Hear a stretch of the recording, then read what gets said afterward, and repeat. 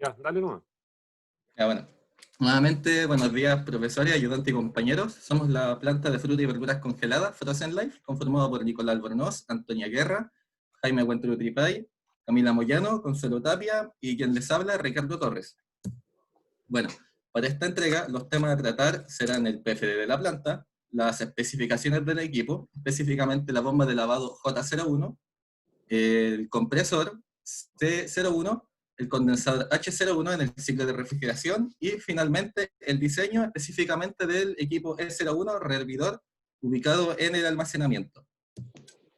Bueno, acá, como mencioné anteriormente, está el diagrama de procesos dividido en sus 4 zonas principales. En verde la zona de lavado, en rojo la zona de secado, en morado la zona de congelamiento criogénico y en amarillo la zona de almacenamiento.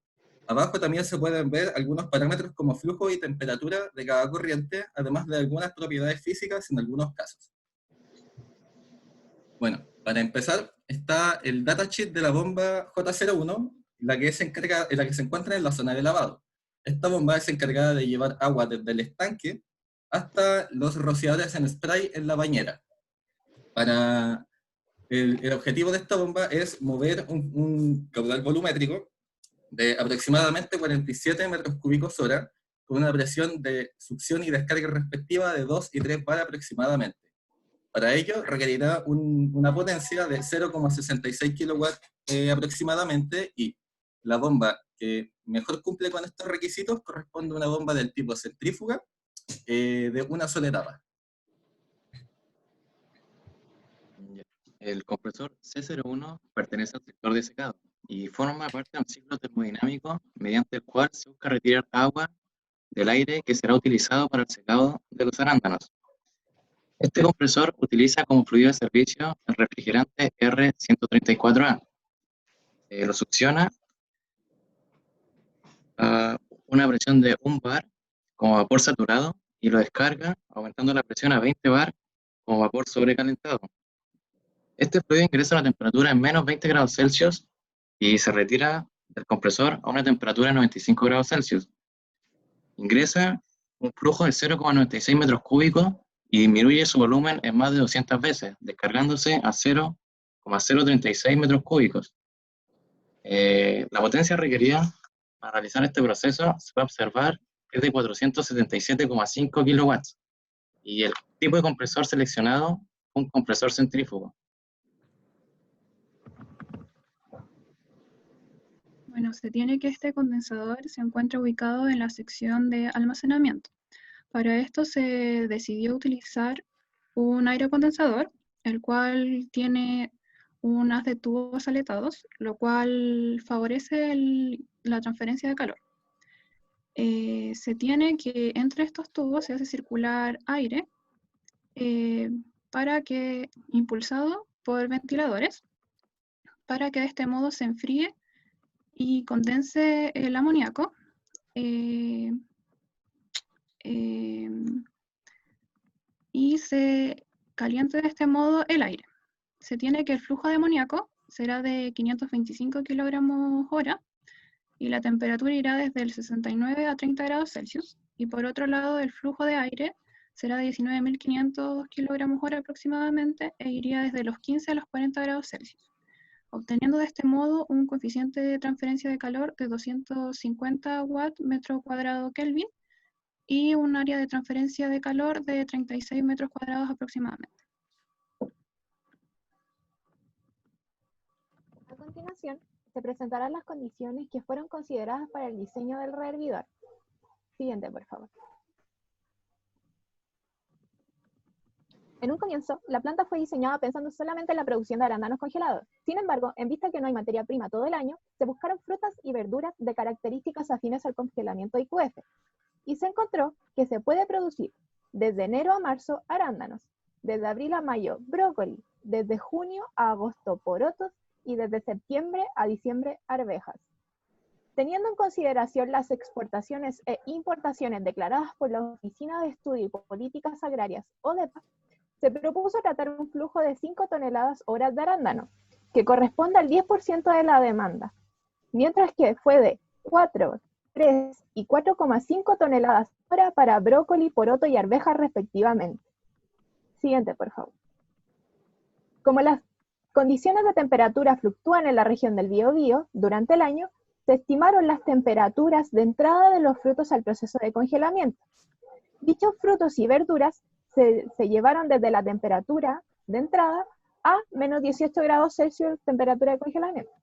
Por lo tanto, considerando los respectivos CP de frutos congelados y no congelados, se obtuvieron los calores sensibles y latentes de los frutos. Dicho calor se considera captado en el proceso de congelamiento, y así se procede a obtener el flujo de nitrógeno que ustedes pueden observar en la gráfica. Siguiente, por favor. Bueno, se tiene para el cálculo de flujo de aire requerido, en primer lugar, calcular el calor que se necesita tanto en la cámara como para los alimentos que serán almacenados dentro de esto. Se tiene en consideración que la cámara tiene un aislante de poliuretano de 100 milímetros de espesor, y para el calor de los alimentos se debe considerar el flujo de estos, el calor específico, ya que ingresarán a la cámara a una temperatura de menos 18 grados Celsius y se quiere almacenar a menos 20 grados Celsius, obteniendo de este modo la siguiente gráfica, donde se puede observar que el mayor flujo de calor dentro de la cámara, teniendo en consideración la cámara y los alimentos, será de aproximadamente 148,5 kilowatts. De manera análoga, para el flujo de aire mensual, se tuvo aproximadamente unos 53.000 kilogramos hora máximo. En cuanto al diseño del hervidor, fue necesario tomar decisiones para su posterior diseño. En base a la información que entregaron mis compañeros, se tomó la mayor cantidad de aire para poder cubrir la mayor demanda de fruta y también para cumplir las condiciones que requiere almacenamiento en el peor de los casos. Ahora bien, las consideraciones que se tomaron fueron definir las condiciones de flujo, donde se encuentra el producto, que en este caso es el aire, cuyo flujo es de 53 kilogramos hora, 53.000 kilogramos hora, y también sus temperaturas de entrada y salida corresponden a menos 20 grados Celsius y menos 25. Por otro lado, hay que considerar el refrigerante, el cual corresponde a amoníaco, y su flujo es de 194,6 kilogramos hora, y sus temperaturas de entrada y salida son iguales a menos 38, ya que se encuentra en su estado de cambio de fase. Con toda esta información, y luego con un proceso iterativo por detrás, fue posible obtener el área parte del diseño del hervidor, el cual se cogió que de tubo y coraza, y el área de este hervidor corresponde a 15,01 metros cuadrados, y respecto a esta área fue posible obtener el número de tubos, que corresponden a 29 tubos. Otras decisiones que se tomaron para el diseño fue escoger el diámetro del tubo, que es de 3,8 centímetros, o bien de 1,5 pulgadas, y un largo de 12 feet, o 3,93 metros aproximadamente. Además de que se escogió un arreglo cuadrado para poder facilitar la limpieza en los periodos de mantenimiento.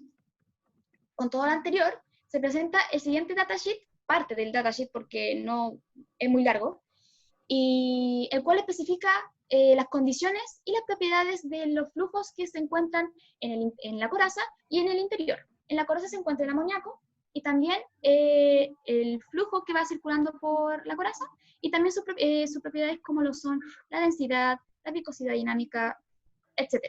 Y en el mismo caso para los tubos, que en este caso el flujo que circula es el aire.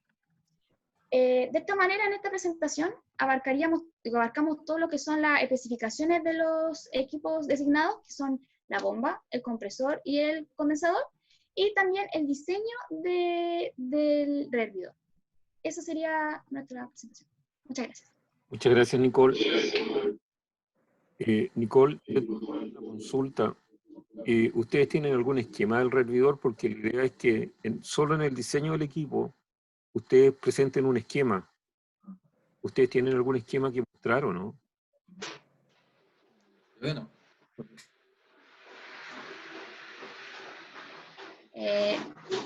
Esquema, no.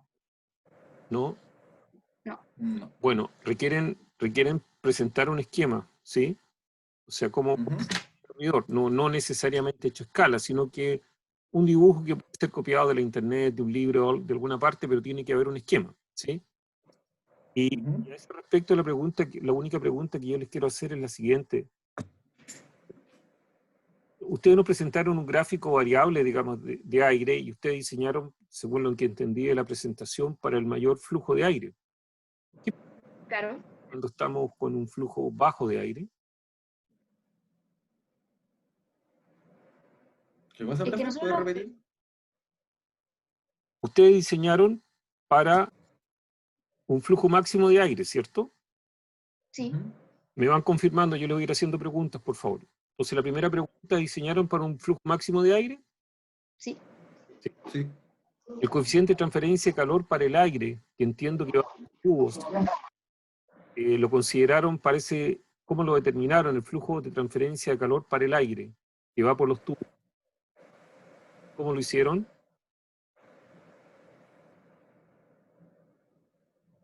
El flujo. Ustedes tienen un flujo que va por los tubos, ¿sí? Sí. sí. ¿Sí? Nosotros consideramos un coeficiente que estaba planteado en un libro. No, claro, no No, pero asociamos el que, oye, coeficiente. espera, perdóname, hay un tema ahí profesional. ¿Ya? Tú tienes que imaginar que tú llevas a tu hijo al médico y el médico dice, sale aquí en este libro y por eso le di el remedio y se murió. No, eso no. ¿Ya? Entonces, yo lo que les quiero sugerir es que si ustedes miran los coeficientes de transferencia de calor del red, el coeficiente de transferencia de calor de ebullición, ¿cierto? El coeficiente de calor de ebullición, lo tienen por ahí, ¿sí? Es bastante más grande que el del aire. Quien controla la transferencia de calor es el aire. El flujo del aire es significativa. Ustedes calcularon para el flujo de aire mayor, tengan el flujo de aire menor, problema en el intercambiador de calor, porque el coeficiente de transferencia de calor no va a ser el que ustedes están reportando.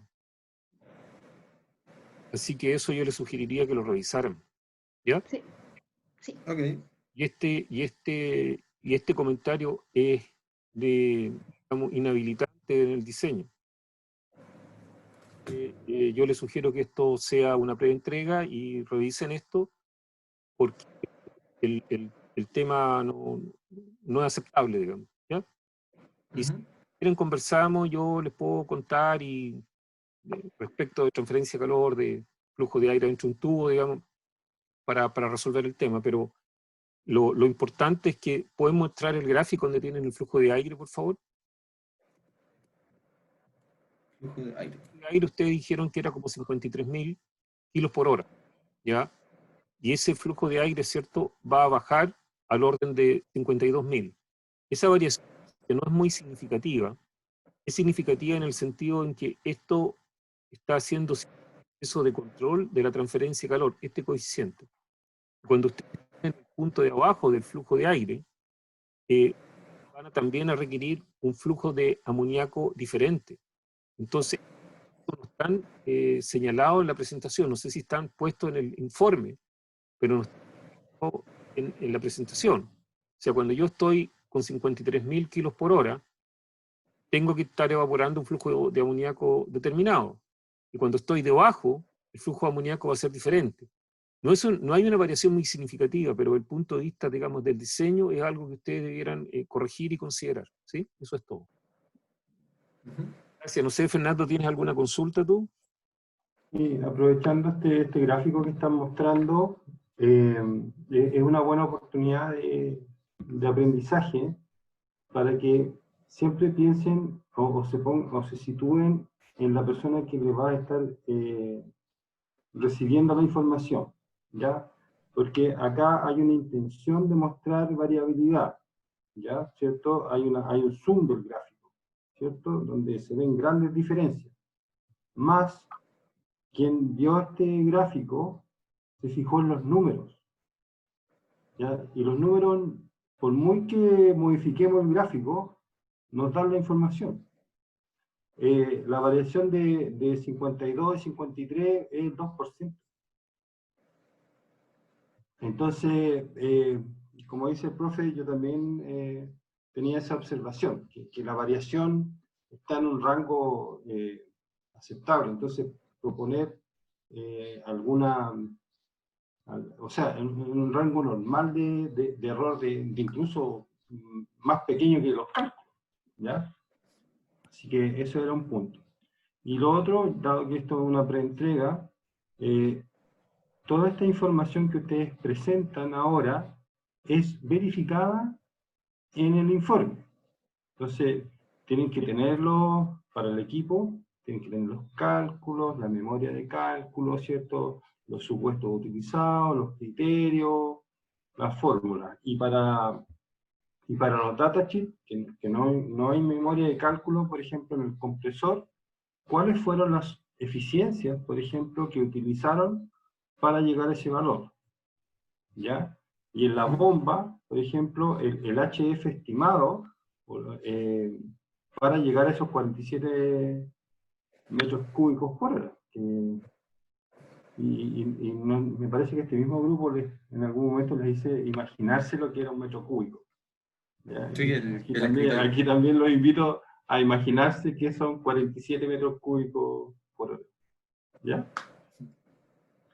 Estamos, aunque parezca raro, estamos en diseño y la imaginación también tiene que estar presente en temas de diseño.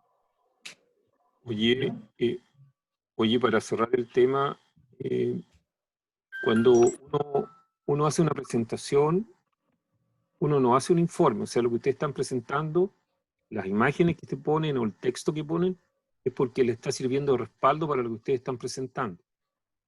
Entonces, yo esperaba de ustedes lo que Fernando comentó, que decirme, mira, en realidad entre 53.000 y 52.000 la variación es nada, digamos. Pero ustedes lo que quisieron fue resaltar la variación, ¿se dan cuenta, no? Entonces, es bien importante entender que uno puede resaltar la variación, pero también puede indicar cuando viene el momento del diseño, ¿cierto? Y eso era lo que yo esperaba, que ustedes me retrucaran a las observaciones que yo les hice. Decir, oiga, pero profe, si esa cuestión es el 2%, no va a ser significativo, ¿ya? Entonces, es bien importante que ustedes cuando están presentando la información, efectivamente lo hagan. La otra cosa es que la potencia del compresor, y pusieron un compresor de una sola etapa donde la razón de compresión es gigantesca, también va a ser observada, digamos. Entonces ustedes debieran tener, ahí tienen una razón de compresión de 20, ¿ya? La presión de descarga sobre la presión es 20 y normalmente un compresor uno lo diseña, digamos, para que tenga una razón de compresión no más allá de 3, digamos. Entonces, si yo lo diseño con una razón de compresión de 3 y tengo varias etapas, la potencia que voy a utilizar es menor. Pero esas son observaciones que, como es preentrega, ustedes lo pueden volver a revisar, y como se trata que están comprimiendo, ¿cierto? En este caso, entiendo yo que están comprimiendo amoníaco, tienen un gráfico, digamos, y se traza sobre el mismo gráfico y pueden calcular rápidamente la potencia, ¿sí? Y una de las que cuando uno está revisando, ustedes se tienen que fijar en los números. Por favor, muéstrame lo de la bomba. ¿Quién hizo este trabajo? ¿La bomba? Yo y Nicole. Ya, Ricardo, ¿tú de dónde sacaste que la presión de succión eran 2 bar? Lo sacamos bajo los supuestos que no habíamos dado, porque, por ejemplo, habíamos dicho que teníamos un estanque de 4 metros, entonces la presión de la columna de agua iba a empezar a subir las presiones. Pero en metros de agua, ¿cuánto es un bar? En metros de agua, ¿cuánto es un bar? Buena pregunta. OGH.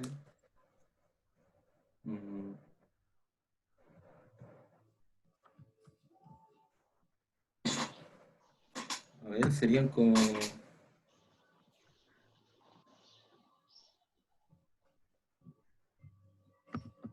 ¿Un metro? ¿Cómo? 13, algo, profe. Metros de agua son, ¿cuánto? 13, algo, por ahí. Y con 4 metros igual que 13. ¿Ah? y si profundizamos un poquito más y nos ponemos a hablar del NPCH, no sé qué, entonces cuando tú estás diseñando, tú tienes que ir el lado seguro. Y el lado seguro es una atmósfera. Si voy a tener más una atmósfera, mejor. Pero tengo una atmósfera y voy a descargar a 3, lo que va a hacer que la potencia te suba, etcétera, etcétera. Entonces, no hay que pensar como que estuviera resolviendo un problema de mecánica de fluido. Hay que, como un ingeniero, 1. 2, un ingeniero que tiene una responsabilidad por los números que está poniendo, porque esto lo vamos a ir a comprar. Lo instalamos y la cuestión no funciona. Y cuando no funcione, no es aceptable decir, no, es que yo pensé que eso no es aceptable en un ingeniero. Uno diseña para que la cosa funcione. ¿Ya? Así que, por favor, mírenlo con detalle y rehagan los números. ¿Sí? Ok. Sigamos, por favor.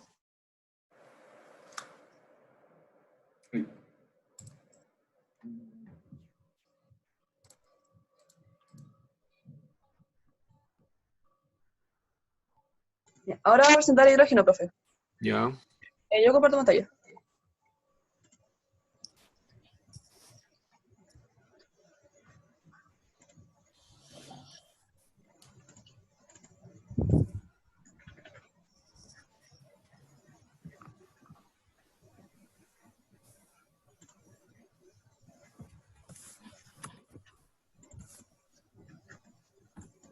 Ya. ¿Partimos nomás, profe? Sí, parta nomás. Ya. Listo, muy buenos días, tardes. Este es el equipo de producción de hidrógeno solar por electrólisis. Mi nombre es Matías Quesada y los integrantes son Camila Astorga, Sebastián Díaz, Victoria Garín, Constancia Hidalgo, Nadia Letelier y yo. Corresponde a la entrega 4. Bueno, vamos a revisar los datasheets de cada equipo de servicio, principalmente por zona, y también el diseño del equipo principal, que corresponde al absorbedor de hidrógeno y oxígeno. Acá está en la planta, el PDF de la planta global. En este caso están detallados con línea continua los servicios que vamos a revisar. Están nomás. En esos recuadros se ven las bombas de la planta que vamos a analizar. El equipo de compresión de la licuefacción del oxígeno. Esos son los equipos de absorción en la parte de arriba de hidrógeno y abajo de oxígeno. Y el intercambiador de calor de la parte de la licuefacción del oxígeno. Además de los intercambiadores de calor de toda la planta.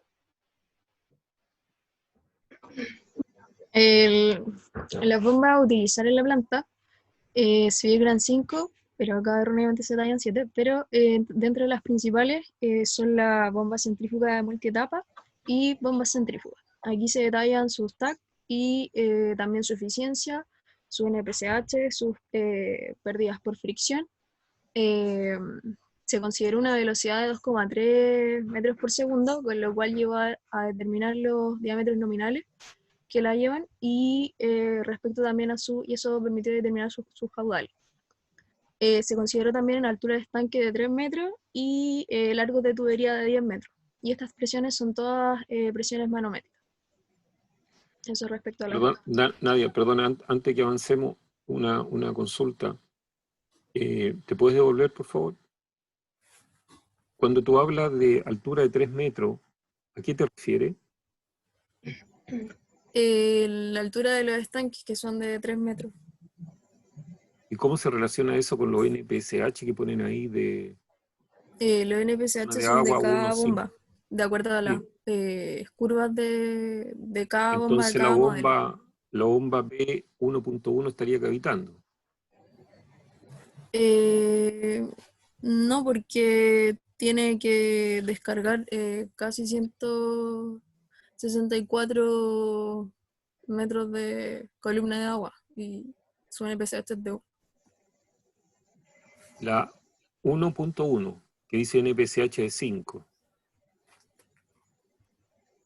Tiene presión de descarga de 27,39. No, la pregunta mía es la siguiente. Cuando tú hablas de altura de estanque de 3 metros, significa que yo pongo la bomba en el suelo, ¿cierto? O sea, un NPCH de 3 metros, ¿sí? Claro. Sí, serían 3 metros por columna de agua, sí. Y si tengo NPCH de 5, entonces la bomba cavitaría. Tengo NPCH 5.3. Son la que está antes. O sea, claro, no sí. es como un error. una Tipeamos cosa que que quiero que me, no es una cosa que yo quiero que me conteste en este momento, pero es bien importante que cuando se supone que tú estás presentando esta información y lo que están escuchando saben de este tema, entonces es raro, digamos, que tú digas que tiene 3 metros y que tenga un NPCH de 5, ¿ya? O sea, hay algo que hay que explicar, digamos, ¿ya? No es que esté malo, sino que hay algo que hay que explicar. O sea, si tú informas el NPCH, tienes que ver que haya coherencia con los otros parámetros que estás poniendo, ¿sí? Después podemos discutir el tema en particular, pero una persona que mira esto dice, esa bomba va a cavitar, entonces eso no es bueno, ¿sí? ¿Ok? Claro. Sigue nomás. Yeah. El equipo principal a diseñar en esta ocasión fue el sistema de absorción del oxígeno y del hidrógeno. Bueno, aquí se muestra su datasheet, o sea, datasheet como compilada de las dos, y procederemos a detallar más sobre el tema. Bueno, como dijimos anteriormente, el sistema de absorción consta en 2 absorbedores para el hidrógeno y 2 para el oxígeno, y esto opera en el sistema tándem. Es decir, que uno va a estar absorbiendo y limpiando el gas, mientras el otro va a estar siendo regenerado, que es decir, va a estar limpiándose el material absorbente con aire caliente. Bueno, para el caso del hidrógeno, se determinó que el absorbente a utilizar va a ser un tamiz molecular de zeolita con un diámetro de poro de 3 Armstrong. Y con esto determinamos que la masa de absorbente a utilizar para cada torre va a ser de aproximadamente 330 kilogramos de absorbente. Por su parte, el área de regeneración tiene que estar a 260 grados Celsius para poder realizar la operación. El tiempo de regeneración va a ser de 5 horas, considerando que la jornada de trabajo va a ser de 10. Y el flujo de aire necesario por torre va a ser de 505,7 kilogramos hora. Para el caso del oxígeno, como este corriente va a tener un caudal más grande, la masa de absorbente va a ser mayor, porque va a tener más agua que absorber. Por lo tanto, la masa de absorbente va a ser de 3.270 kilogramos aproximadamente. El tiempo de regeneración va a ser el mismo, ya que la jornada de trabajo es constante. Y el flujo de aire sería aproximadamente 5.000 kilogramos hora.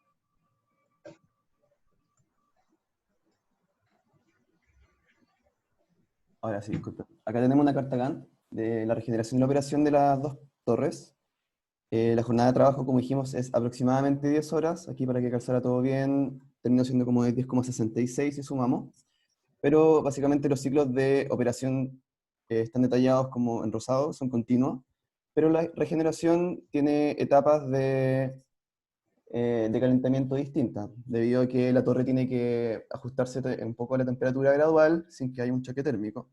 Entonces, en la parte verde se puede ver cómo las temperaturas van subiendo en función, bueno, más oscuro el color, más caliente, para que llegue a la temperatura que definimos como de regeneración por tramo. Entonces, mientras una torre se está regenerando, se puede ver que siempre está la otra torre operando continuamente. Avanza.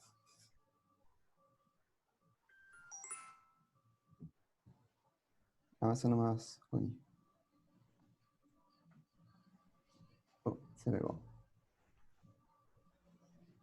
Espérame un poquito, profe. Sí. Aquí, desde el punto de vista de la presentación, hay que ponerlo al revés, porque me imagino que viene la carta Gantt donde se explican los colores y después pones esto. ¿Sí? Así es, ¿no? No, profe. La carta Gantt, entre comillas, es esta. Es solo la explicación de la distribución de tiempo. Quizás está mal dicho el nombre. Espera un poquito, profe, que vamos a arreglar un problema. Ya. Porque se cambió la Connie. Pero vamos a seguir al tiro.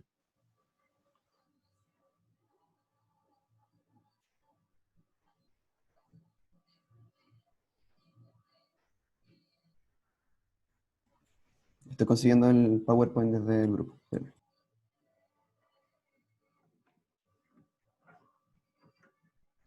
Profe, a nuestra compañera se le cayó el internet. Así que está tratando de...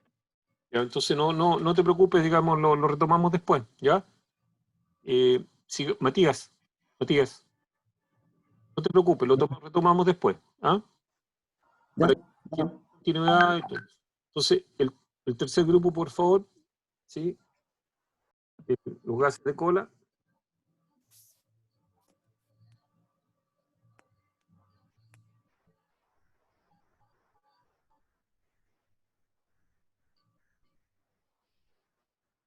Profe, ya tengo la presentación.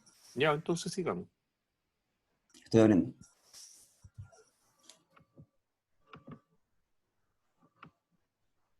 Voy a compartir. Ujú.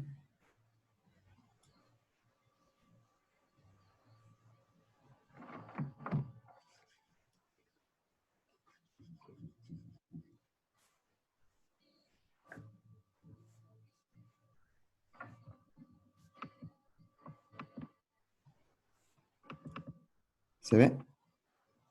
Sí, ahora se ve. Ya, profe, disculpe la interrupción. Déjeme volver.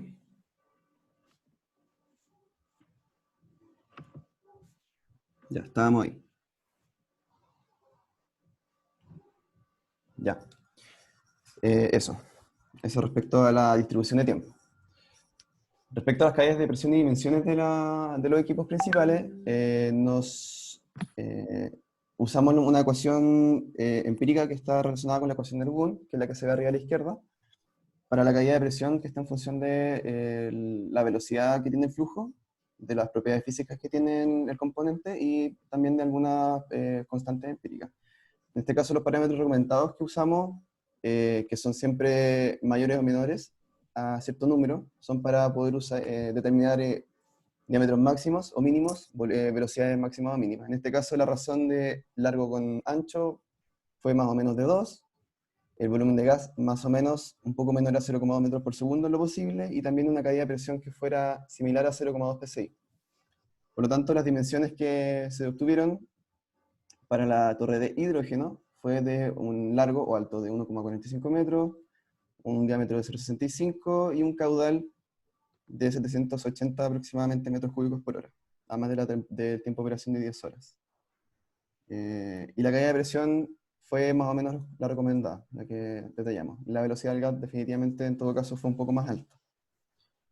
Respecto al oxígeno, básicamente el mismo método, solo que el caudal de oxígeno es mucho más alto, por lo tanto la torre tuvo que ser más grande, cada una de ellas. Y ahí se detalla que es una torre de casi 9 metros de alto y un diámetro de un poco más de 1 metro, con su ecuador respectivo, y una velocidad menor, que sería de casi 0,2 metros por segundo, y una caída de presión adecuada. Constanza, no sé si está... Sí, estoy. Ya, Ok. dale. Bueno, este es un diagrama tentativo de cómo sería nuestro equipo, nuestro sistema tándem para cada gas. No encontramos bien un diagrama que muestre el equipo en sí, pero este sería el que muestra las corrientes.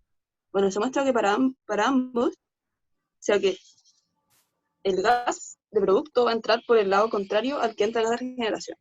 Por ejemplo, para la absorbedora, que se muestra acá, el aire húmedo va a entrar por su parte superior y el aire seco de regeneración, una vez que se corta el flujo de aire, entrará por su fondo.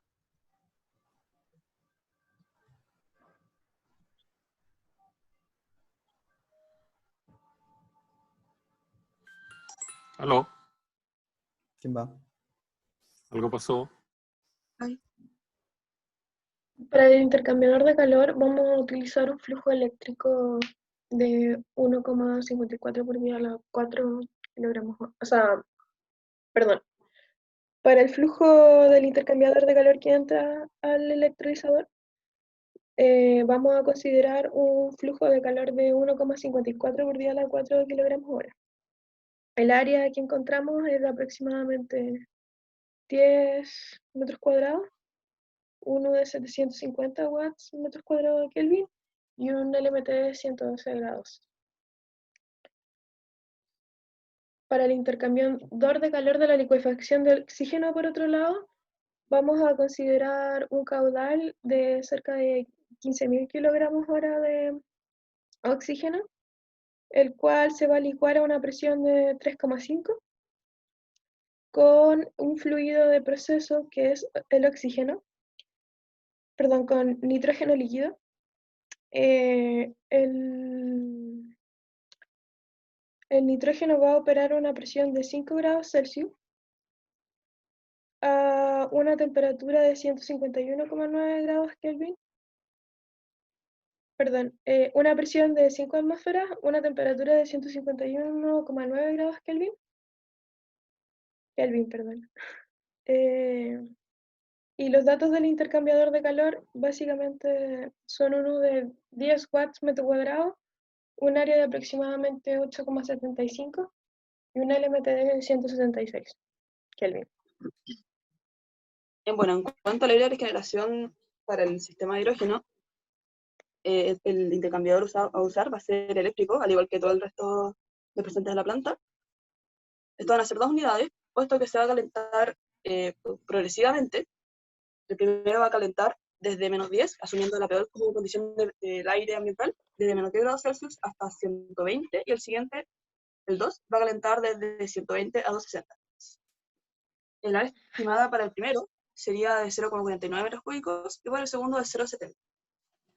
El LMTD estimado para el primero sería de 540 aproximadamente y el segundo de 400.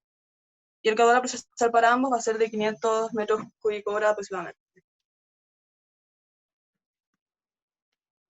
En cuanto al oxígeno, también van a ser dos sistemas de, o sea, 2 intercambiadores en serie. El caudal a tratar va a ser de aproximadamente 5.000 metros cúbicos hora. El área del primero sería de 4,8 metros cuadrados y el siguiente de 7 metros cuadrados. La potencia necesaria a otorgar por el primero debe ser de 480 kilowatts y el segundo de aproximadamente 700 kilowatts. El compresor es parte del sistema de liquefacción del oxígeno. Se ubica después del separador flash y es utilizado para aumentar la presión que entra al estanque inicial del oxígeno. La razón de compresión es de 3,5, es decir, que la presión de succión es de 1 atmósfera y la descarga de 3,5 atmósferas. El flujo que va a llevar el compresor es de 20 toneladas hora. Las temperaturas van de 120 a 340 Kelvin y la potencia necesaria de este compresor va a ser de 1,3 megawatt aproximadamente. Muchas gracias por su atención. Ok, muchas gracias. Gracias por la presentación. Oye, yo quisiera volver al tema de los intercambiadores. Por favor. No los eléctricos, los anteriores. Los intercambiadores de calor. Ahí. Entre esto, ¿qué es lo que está haciendo? Tenemos un caudal de 15.456 kilos por hora de ¿qué? De oxígeno. Es la liquefacción de oxígeno. Ya, pero oxígeno líquido, gaseoso, ¿no? Sí. Un oxígeno sobrecalentado. Está en estado de vapor. Sí. Sí, pero un vapor sobrecalentado, ¿sí?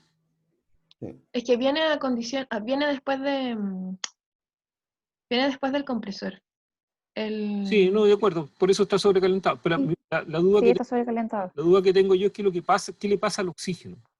¿Quién hizo esta estimación? Yo, Victoria. Victoria, ¿tú me podrías decir qué le pasa al oxígeno desde que ingresó al intercambiador de calor? Baja su temperatura. ¿Y sale como oxígeno gaseoso? ¿Cómo? ¿Sale como oxígeno gaseoso? No. No sale como líquido, porque se licúa. O sea, lo estamos liquefaccionando.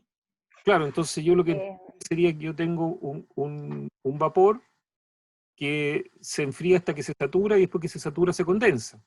O sea, este es un intercambiador de calor que tiene dos fenómenos de transferencia de calor. Uno, un enfriamiento de un gas, que sería una convección, y después viene una condensación. ¿Sí? Claro. ¿Y eso dónde se refleja en el diseño? Es que lo que pasa es que el calor que yo calculé antes, el flujo de calor... Victoria, por favor, no, este es un consejo profesional, no digas lo que tú calculaste o dejaste de calcular. Bueno, pero en el cambio de entalpía del intercambiador que yo estimé, consideraba el flujo de... O sea, consideraba el cambio de... Consideraba el cambio de fase. Sí, la pregunta específica fue, y te la repito. Estamos de acuerdo, ¿cierto?, de que hay un gas que se enfría y se satura y después se condensa. Y la pregunta específica fue, ¿cómo se reconoce este fenómeno de un enfriamiento de un gas, una convección y posteriormente una condensación en la especificación de este intercambiador de calor? Eso es lo que te estoy preguntando.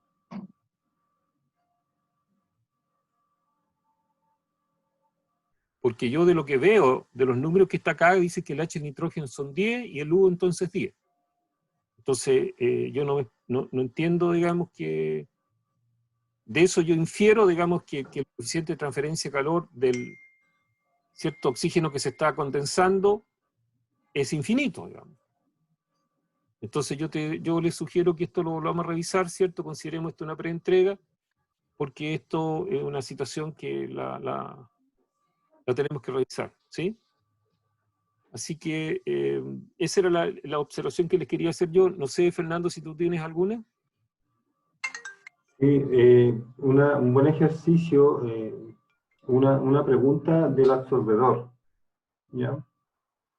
Más bien por de la experiencia, ¿ya? Ustedes tienen tres parámetros, ¿cierto? Relación largo-diámetro, velocidad, ¿cierto? Y la pérdida. Y los valores no les dieron cercanos, pero no iguales, ¿ya? Entonces, ¿cuál es el criterio o el fundamento del proceso que prevalece cuando uno se aleja de los parámetros recomendados? Porque ustedes debieron haber yo me imagino que o menos velocidad o más delta P, y entraron en esa discusión, ¿cierto? Claro. Sí. Por lo menos se encontró que el parámetro que más se recomienda mantener como bajo un umbral es la caída de presión. Y de hecho, la caída de presión de 2,6 es recomendada, pero en algunas bibliografías aparece que se recomienda que se mantengas bajo 5. Entonces, considerando ese parámetro, igual estaríamos verando bastante cercano al ideal. A pesar de que la velocidad sea un poco más de la son parámetros relacionados, ¿no? Sí. El diámetro incide en la velocidad y la velocidad es proporcional al delta P. O sea, el delta P es proporcional a la velocidad al cuadrado, ¿no? Claro. Pero bueno, ahí la invitación es al proceso, es un empaque, es zeolita. ¿Cómo es la zeolita? Las zeolitas son como, por así decirlo, bolitas porosas. ¿De qué tamaño? Son, si no recuerdo, eran de 1/8 de pulgada. 1/8 pulgada, sí. Entonces, ¿qué implicaría tener una velocidad fuera de la recomendada? Podría causar que se floten, por así decirlo, como que se muevan mucho. Un arrastre, ¿cierto? Claro. Y si está muy compacta, te afecta el delta P. Entonces, es eso, siempre la invitación es a cuestionarse desde el punto de vista del proceso, de entender lo que está pasando ahí en el absorbedor. Okay. Y respecto al mismo absorbedor, las rampas de temperatura, ¿las mostraron? No mostramos el ramp up ni el ramp down, pero, o sea, mostrarlo específicamente, claro, no lo hicimos, pero por lo menos en los colores que se ven acá, el ramp up corresponde a todo lo que pasa entre el color más claro y el color más oscuro.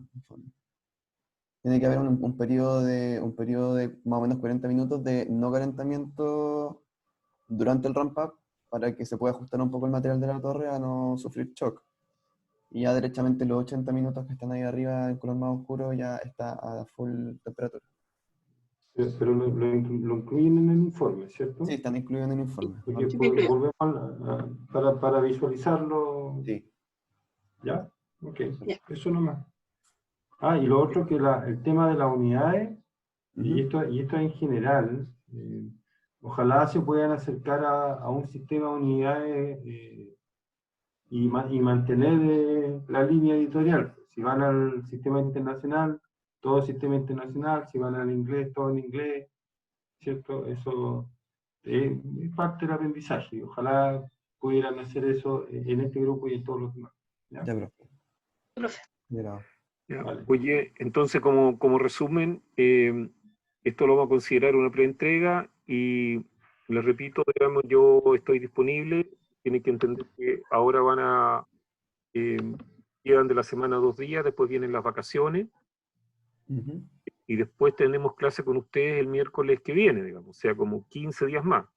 Entonces, en cualquier momento que ustedes consideren que tienen el tiempo, nos podemos reunir para ver los distintos aspectos que les comentamos, ¿ok? ¿Sí? Súper. Ok, profe. De ahí le mando algún mail coordinando alguna entrega. O sea, alguna, Claro, alguna hablan clase. hablan con Irene y, Sí. y ahí avanzamos. Ok, ya. Sigamos Ok. con Gracias. Nicola. Ay, profe, una última. Perdona los de Sí, gas. dale no, dale no. O sea, si está en nuestra preentrega, el informe se entregaría la subsiguiente semana, ¿cierto? Claro, yo les voy a leer tal como les comentamos, lo que hicimos con la gente de Valparaíso. Nosotros estamos a 6 de julio y corresponde la entrega número 4 y la clase de análisis de riesgo. Con ustedes nos vamos a volver a ver el 22 de julio, ¿sí? Donde vamos a tener una clase de análisis de riesgo y en esa oportunidad usted haría la entrega de 4, ¿sí? Haría la entrega 4, el 22 de julio. Después viene la entrega número 5, ¿sí? Después la preentrega final, la entrega el 12 de agosto, la entrega número 6, y el 14 de agosto la entrega número 7, y con eso terminamos, ¿ya? Así que esa es la situación, ¿sí? Ya, Profe, entonces la entrega clase. 4 es el 22 y el La entrega informe 4 es el se entrega 22. 23. ¿sí? el informe 23. Ya, profe. Gracias.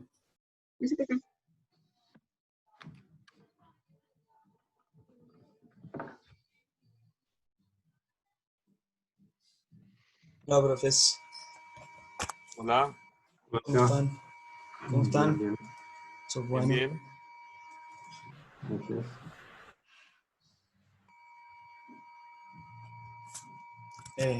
¿Vamos todos, chiquillos?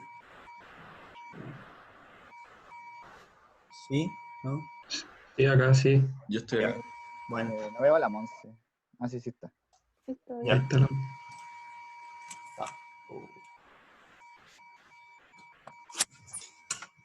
Estamos, profe. Buenas tardes a todos los presentes. Hoy, Grupo Copper Sox, venimos a presentar la entrega número 4. Esta abarcará, en conjunto con el PFD, el diseño del equipo principal, con Pablo Santibáñez y quien le habla, las especificaciones de los datasheets, el soplador Cota 100 específicamente con Felipe Vergara en la zona 1, el intercambiador de calor HX100 con Benjamín Astorga en la zona 3, y la bomba de peróxido BJ500 en la zona 4. Daremos un estimado, adicionalmente, a la dimensión total de la planta. Lo dejo con Matías. Bueno, frente a ustedes se encuentra el diagrama de flujo de la planta de gases de cola. Nuestra planta fue implementada para realizar un tratamiento de los gases que vienen desde la planta de ácido sulfúrico con una concentración de 4.000 partes por millón, lo cual supera las normas de emisión. Por lo cual es necesario implementar una instalación que disminuya esta concentración y la lleve bajo la norma. Que para el caso del diseño del reactor es un 80% de la norma, que son 400 partes por millón. Para esto se ocupó un reactor gas líquido que cuenta como líquido solvente una mezcla de peróxido, agua,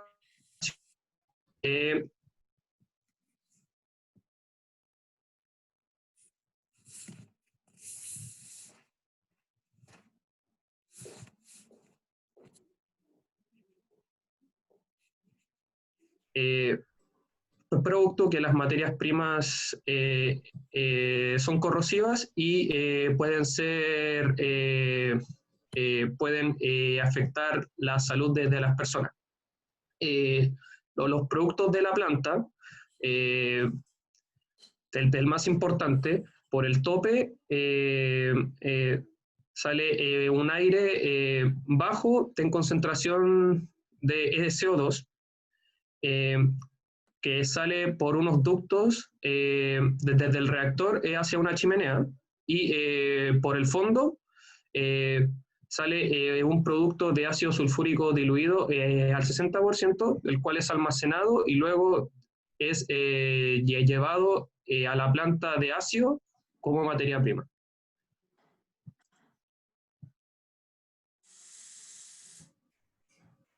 No.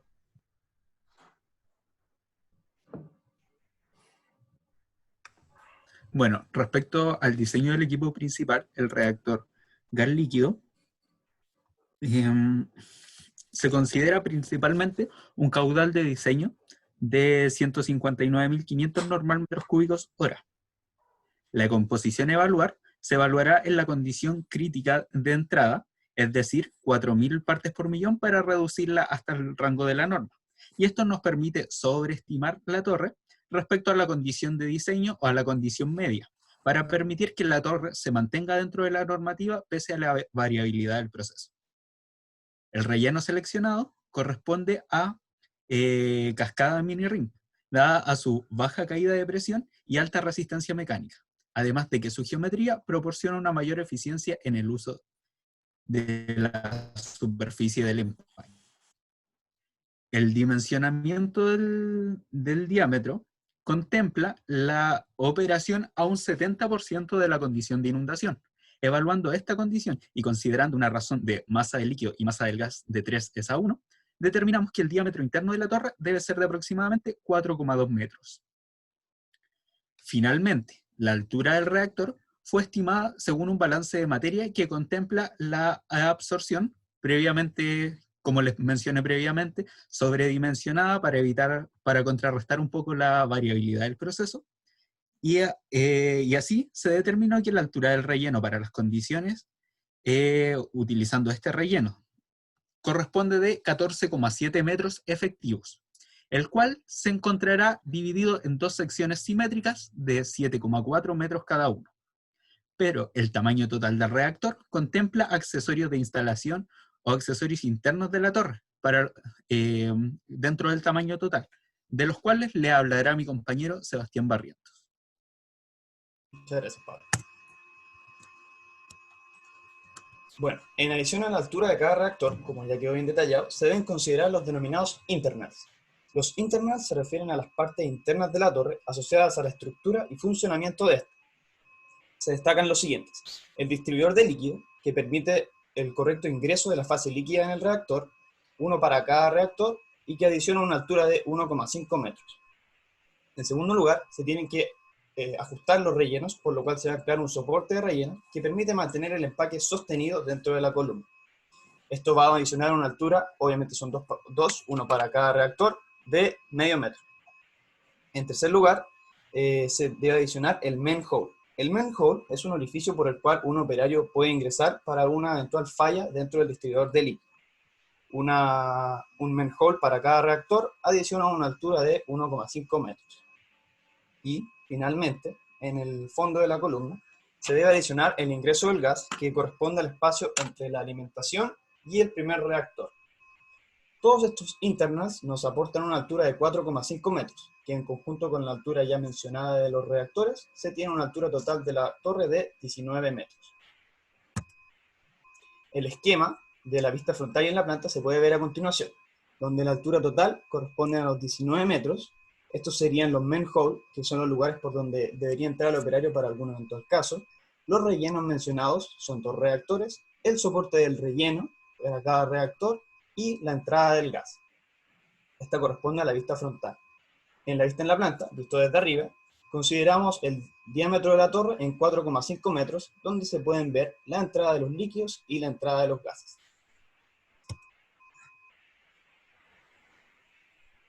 Bueno, a continuación tenemos la zona 1, la cual corresponde a la recepción de los gases provenientes de la planta de ácido sulfúrico. Estos Estos gases deben ser impulsados a través del reactor gas líquido, a través del ducto que conecta al reactor con la chimenea y finalmente salir por este último. El equipo encargado de impulsar estos gases corresponde a un soplador de tipo axial, el cual funciona con energía eléctrica. Para el cálculo tanto de la presión como de la potencia, se hizo a través del supuesto de que la corriente gaseosa se encuentra con el S2 diluido, por tanto sus propiedades físicas se asemejan a las del aire. Con esto se pudo obtener que la caída de presión dentro de la torre, el ducto y la chimenea, y además de sus pérdidas de carga. Cabe destacar que la presión de la torre se dividió en el cálculo de dos formas, ya que una va con el relacionado al gráfico de inundación y la demás con los internals. Con esto se tiene que la presión a la entrada del ventilador era de 1 atmósfera y la presión a la salida tiene que ser de 1,2 atmósferas, teniendo una razón de compresión de 1,2 y una potencia de servicio de 22 kilowatts. Siguiente. Para la zona 3 tenemos un intercambiador de calor de placas, el cual se encargará de enfriar la corriente ácido sulfúrico diluido que entrará al reactor. Tendrá un flujo aproximado de 12.000 kilogramos por hora, el cual se llevará desde una temperatura de 422 grados Kelvin hasta 298 grados Kelvin. Esto se logrará con el uso de agua fría como servicio, la cual entrará a una temperatura de 5 grados Celsius y saldrá a una temperatura de 20 grados Celsius.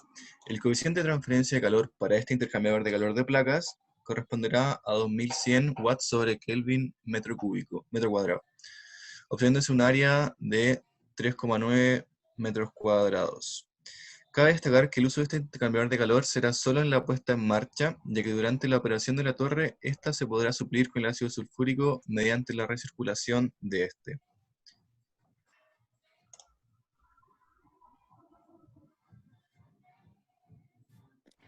En cuanto a la bomba J500 que dirige el peróxido de hidrógeno a la torre, corresponde a una bomba centrífuga que requiere de energía eléctrica para su funcionamiento.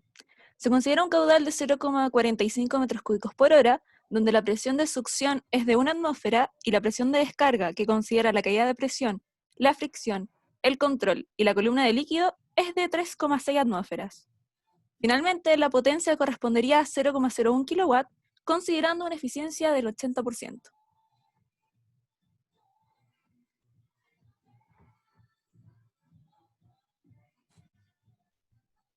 Ahí sí. Finalmente, el dimensionamiento de la planta fue realizado empleando Google Maps para un espacio que contuviera una planta de procesamiento, como se puede ver, y una chimenea. Esta fue una referencia, está sujeta a futuras actualizaciones y nos dio un área total de 30.000 metros cuadrados, el diseño total de toda la planta.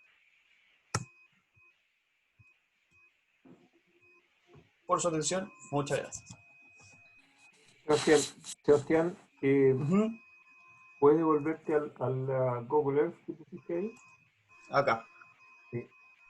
Lo que tú estás poniendo ahí en el extremo superior, digamos, del rectángulo, ahí está la planta de ácido sulfúrico, ¿ya? Y cerca de ahí está la planta que tienen ustedes, ¿ya? Esto es ventana, no es teniente. Sí, es ventana. Y ahí está la planta que ustedes están diseñando, ¿sí? Sí, y por eso la tomamos como referencia. Sí, sí. Lo que les quiero comentar es que primero los felicito por la presentación, está bastante bien, se están consideradas una serie de factores importantes, y la única pregunta que yo les haría, te vas al reactor, por favor, vas al donde tienes, donde ponen los datos, digamos, de lo que entra, lo que sale. Ahí, este es un reactor que va a operar en dos condiciones, digamos, ¿sí? Una condición de caudal mínimo, un caudal máximo, y ustedes consideraron un caudal. ¿Cómo se impacta, digamos? ¿Qué es lo que pasaría si nosotros nos fuéramos al caudal máximo? ¿Cómo este diseño responde frente a un caudal máximo? Porque para que todos los que están escuchando entiendan, ¿cierto? Fue diseñado para 160.000 normal metros cúbicos hora. pero se está considerando un caudal máximo de 191.400 metros cúbicos hora. ¿Qué pasa si tenemos la condición de caudal máximo? ¿Qué le va a pasar al reactor? ¿La concentración va a bajar a 400 partes por millón o va a tener una concentración más alta? ¿Qué podemos hacer para que eso efectivamente ocurra? Bueno, para evitar un poco ese tipo de situaciones, trabajamos primero respecto al caudal con un rango, un 70% del flujo de inundación, para evitar trabajar tan al borde y tener problemas operacionales respecto al caudal. Ahora con el tema de las composiciones, buscamos trabajar o sea, evaluamos el diseño con un sobredimensionamiento, considerando la composición como crítica, y logrando bajar aún así la concentración hasta el rango permisible para impedir un poco este proceso. No sé si... Pero, Pablo, la pregunta mía es, ¿cuál es la variable física real de tu reactor que está asociado a la disminución de la concentración? El flujo. La variable física real, no hay flujo. El diámetro del reactor, es la altura del reactor, es el flujo de... El diámetro del reactor. O sea, si yo tengo 191.000 normal metros cúbicos, no vamos a tener inundación. Según lo estimado, no deberíamos inundar. Estos son, como ustedes están diseñando una planta, ¿cierto?, que va a operar de forma flexible, estas preguntas que yo les estoy haciendo son algo que ustedes debieron poner en su informe. O sea, considerar en el informe, ¿cierto?, hacer el cálculo, si superamos 191 normal metros cúbicos, no va a tener la torre inundada, ¿sí? Sí. Y como ahora vamos a estar metiendo un flujo de CO2 más alto, ¿qué podríamos hacer para que ese flujo de CO2 más alto pudiéramos reducir la concentración? ¿Qué podríamos hacer?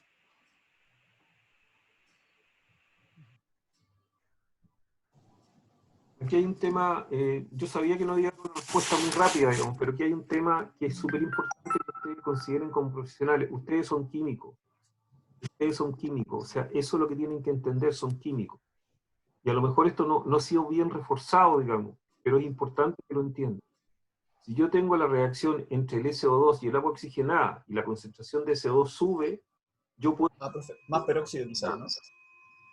Yo puedo subir el flujo de oxigenada y con eso lo resuelvo. Entonces, dos respuestas. Una es que a los 191.400 yo verifico que no se me inunda la torre. Y lo segundo, ¿cierto?, es que si tengo 191.400 voy a tener un flujo de CO2 superior, pero ese flujo superior yo lo puedo resolver, ¿cierto?, aumentando, ¿sí?, la concentración de agua oxigenada en el líquido que estoy reciclando. ¿Está bien? ¿Sí? Así que yo les sugiero que pongan esos comentarios, los verifiquen bien en su informe. Fernando, ¿tú tienes alguna pregunta?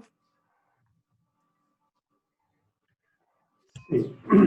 Siguiendo con esta lámina, también entregaron buena información. Una consulta sobre estos 3 puntos de operación, caudal, máximo, mínimo y moderado. ¿El diseño de los otros equipos consideran este caudal modelado? Sí. De la bomba. Sí. Están todos basados en el mismo caudal modelado. Se preocuparon sí, de están eso, todos ¿cierto? relacionados. Sí, están todos como relacionados. Entonces, este fue como el primer supuesto y de ahí en adelante. Ya, ok. Eso está súper bien. Ya, y no en este caso, pero para que ustedes lo sepan, cuando uno hace un manual de operaciones, ¿cierto?, coloca cuatro condiciones mínimas. ¿Ya? Dos operaciones normales, ¿ya?, una baja y una alta, y el mínimo y el máximo. ¿Ya? Entonces, cuando les toque diseñar en la vida real, van a tener que hacer cuatro diseños. ¿Ya? Pero está bien que lo hayan puesto. ¿Ya? Y una otra consulta. ¿Por qué diseñaron sobre un caudal normalizado y no sobre un caudal real?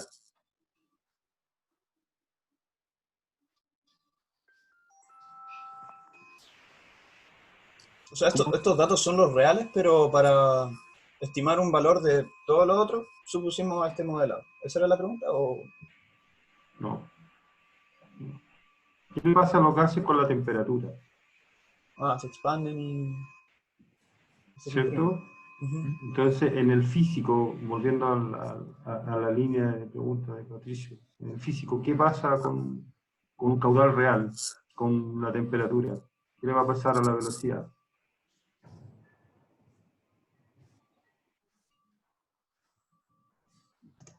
Aumenta. Se aumenta. ¿Cierto?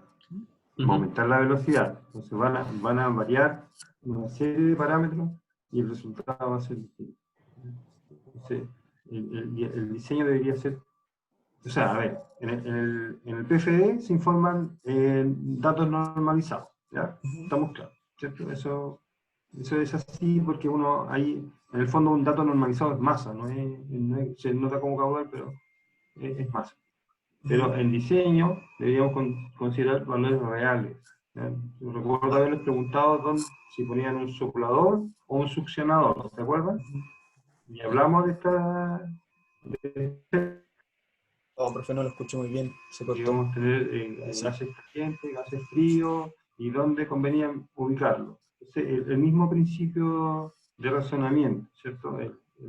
Los caudales generan distintos resultados en términos reales, ¿ya? Pero bien, ¿eh? Sí, eso está bien. Y lo otro, volviendo al punto del PFD, ¿ya? El PFD ilustra un funcionamiento, ¿ya? Entonces, las bombas en paralelo, eso en un PNID caben bien, ¿ya? Porque tienen un concepto de redundancia, ¿cierto? Para aumentar la confiabilidad del sistema. Pero cuando estamos hablando de flujo, de principio de proceso, de fenómeno, basta con la función. Y eso es una bomba, a menos que se ocupen las dos bombas. ¿Ya?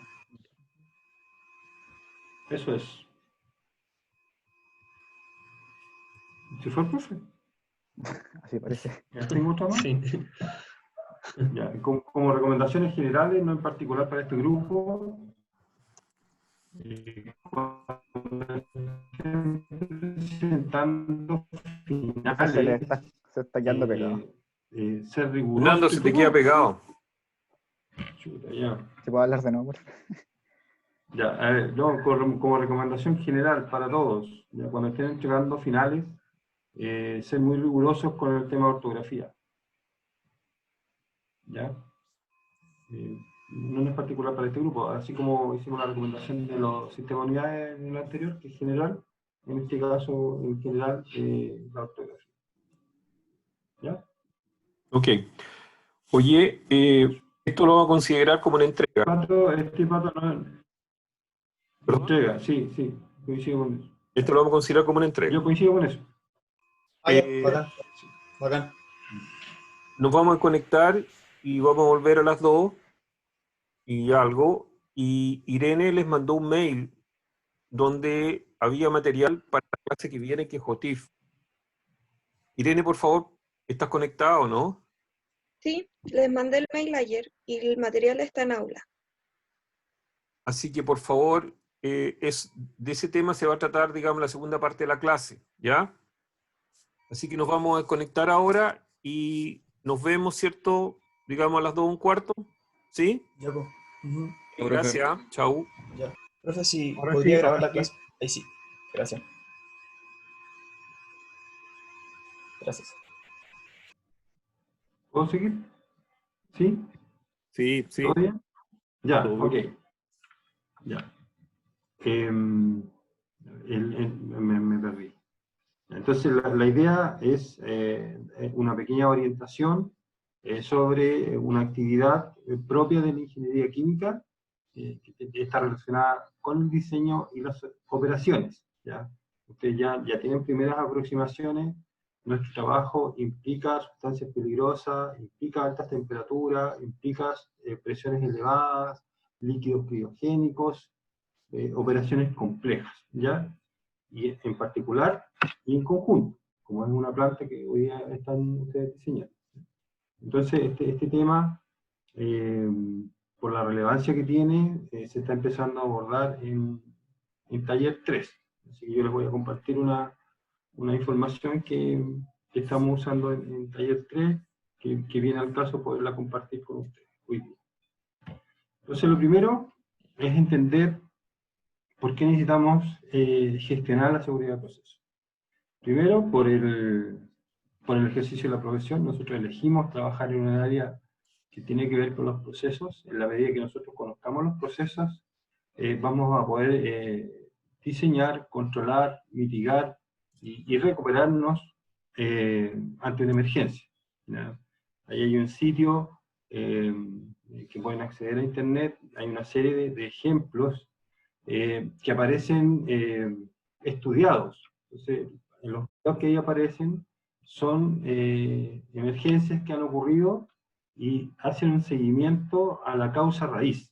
Entonces empiezan a preguntar por qué pasó esto, después por qué pasó lo segundo, lo tercero. Entonces hay una dinámica de estudio frente a los incidentes que puedan pasar, ¿ya?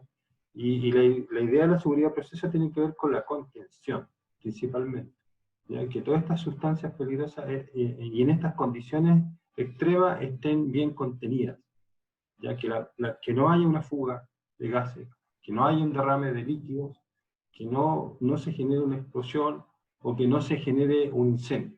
Esos cuatro conceptos principales, o 5. La contención para evitar derrames, fugas, incendios y explosiones. Eso es, en términos generales, lo que persigue controlar la seguridad del proceso. Los riesgos se controlan. ¿Para qué se controlan los riesgos? Para prevenir accidentes. En segundo lugar, ¿cómo damos nosotros seguridad o confiabilidad a las operaciones de una planta? ¿A través del diseño o a través de las operaciones? ¿Ya?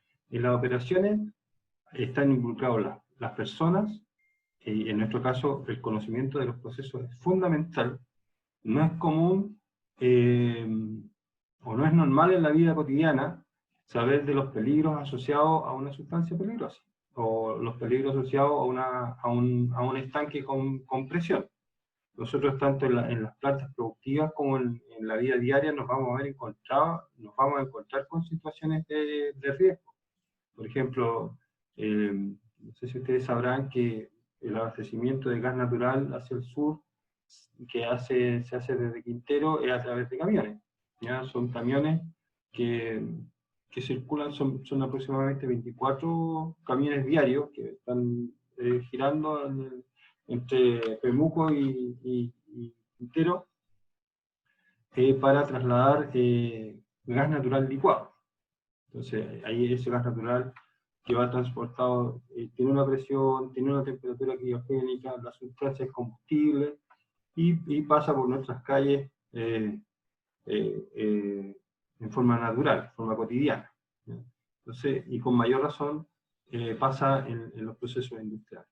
Entonces, desde el punto de vista del diseño, hoy día lo estamos viendo, hay alcances que también tienen que ver con las personas. O sea, tanto en el diseño como en la operación está involucrada la persona, ¿ya? Y el liderazgo en la seguridad del proceso.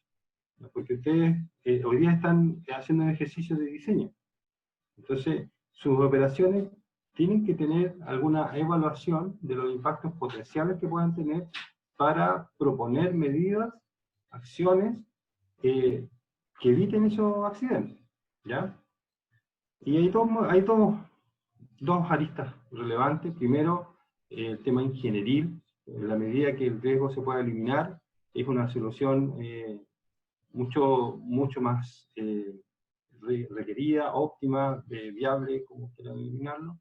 Y los equipos de protección personal es como la instancia más débil, ¿ya?, para el control de riesgo, ¿ya? No es adecuado de cargar la seguridad del proceso en las personas, ¿cierto? Nuestro aporte tiene que ir dado por una ingeniería tanto en el diseño, en los fierros como llaman algunos, como en la gestión. La gestión también tiene desarrollo de ingeniería y análisis de riesgo, como el que vamos a ver hoy día. Hay metodologías, hay políticas, procedimientos que implican un adecuado control. Y lo otro que tener presente es que las personas, normalmente las personas que están expuestas al riesgo, no son ni los que diseñan, ni los que están a cargo de la operación. ¿Ya? Entonces hay una responsabilidad intrínseca en las personas que van a trabajar con nosotros frente a la seguridad de proceso. Entonces ahí hay que poner harto empeño en que los procesos estén bajo control. Y eso también implica desarrollar algunas habilidades personales. Aquí volvemos al factor humano. A nadie le gusta que le vengan a decir los errores, ¿cierto? Te equivocaste en esto, te equivocaste en lo otro. Eso no es algo que a uno le acomode. ¿Ya? No obstante, para evaluar los riesgos hay que ponerlos sobre la mesa. Que se tienen que conversar de alguna manera u otra. Si tenemos debilidades en los protocolos de mantenimiento, si tenemos debilidades en la correlación de los equipos, la instrumentación que está fallando, o en nuevos procesos, nuevas tecnologías de control automático, eso tiene que estar evidenciado, ¿cierto? Para poder proponer una medida adecuada, una medida analizada y con un horizonte en el cual permita disminuir el riesgo a un nivel tolerable. ¿Ya? Entonces el tema de las personas, súper fundamental acá, tanto por las personas que están expuestas al riesgo, como por las personas que están llamadas a diseñar equipos seguros y operar con una debida seguridad las operaciones. Esto es un pequeño abanico de cosas, acciones que implica la seguridad del proceso, ¿cierto? Las operaciones ojalá estuviesen estandarizadas. En el ejercicio de la programación ustedes se van a encontrar con que trabajan turnos de operaciones. Entonces para una operación normal son 4 turnos, 4 grupos de trabajo, 4 formas de hacer las cosas distintas. Por lo tanto, el tener estandarizada la operación es un paso adelante hacia el control de riesgo. También los protocolos o procedimientos. Primero tiene que haber una persona que quiera tener el protocolo. La organización debe ser. ¿Ya? Segundo, tiene que estar realizada o hecha por la persona que más sabe. Tercero, tiene que estar difundida en todos los operadores. Y cuarto, tiene que verificarse el aprendizaje. Entonces, poder tener una operación estandarizada tiene sus complejidades. Y lo primero es saber quién sabe. A lo mejor hay algunas cosas que nosotros vamos a poder hacer y otras que vamos a tener que delegar y traspasar el liderazgo a otra persona. ¿Ya? Los sistemas de protección, hay sistemas de protección automáticos y hay sistemas de operación manual. Dependiendo del riesgo, uno propone una alternativa u otra. ¿Ya? Integridad mecánica, por ejemplo. Que, por ejemplo, hoy día estamos hablando de un estanque. El estanque tiene que aguantar las presiones ejercidas por el líquido que lo contiene. Tiene que tener un espacio, un pretil que se llama, en caso de algún derrame. Hay normas para eso. Por ejemplo, el pretil tiene que ser el 110% de la capacidad del estanque. Entonces, en caso de un colapso, en caso de alguna fuga del estanque, va a quedar completamente contenido en ese pretil. ¿Ya? Las instalaciones tienen que ser debidamente revisadas, pruebas, mantenimiento, tienen que estar permanentemente hechos, y ahí van ocurriendo las decisiones. Nosotros vamos a estar en el área de producción, entonces nosotros tenemos un mandato de producir, pero ahí aparece la responsabilidad y la ética profesional. O sea, nosotros tenemos que producir lo máximo posible, pero de una forma segura, que no afecte a las personas, al medio ambiente o a las instalaciones. Entonces implica harto trabajo.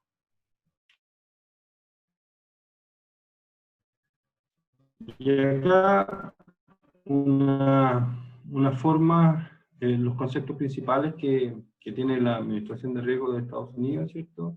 Que habla de accidentes, un accidente. Entonces, para llegar a un accidente tienen que haber pasado varias vulneraciones a las barreras que hay para los accidentes, o los controles para estos accidentes.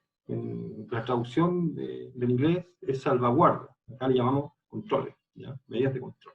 Entonces tiene que haber liderazgo, tiene que haber identificación de los riesgos, tiene que haber una administración y tiene que haber una revisión permanente. Entonces, ¿qué pasa con eso? Que los problemas suben, ¿cierto? Pues ahí está la flechita hacia nosotros, pero nosotros tenemos el deber de llevar las soluciones, ya sea nosotros mismos o complementando capacidades con otras personas o con otras áreas, ¿ya? Pero la solución tiene que ser atendida, siempre. Sin duda hay que saber por dónde partir, ¿cierto? Estos procesos no son simples de identificar y hay una categorización. Una categorización de los riesgos, ¿cierto? Normalmente los accidentes más graves tienen baja probabilidad que los accidentes menores. Entonces, si vamos a abordar la consecuencia, tenemos que dedicarnos a los accidentes que generan un impacto mayor. ¿Ya? Bueno, el caso de vía tiene que ver con los llamados PHA. El profesor ya les compartió casos aplicados de lo que yo estoy conversando. A través de su experiencia profesional él ha podido hacer estos análisis, ¿cierto? En mi caso también, así que les vamos a poder ayudar en lo que ustedes necesiten. Pero en términos generales, ahí está el sitio donde están los PHA, ya, para que puedan acceder a ellos. Y esta es una consideración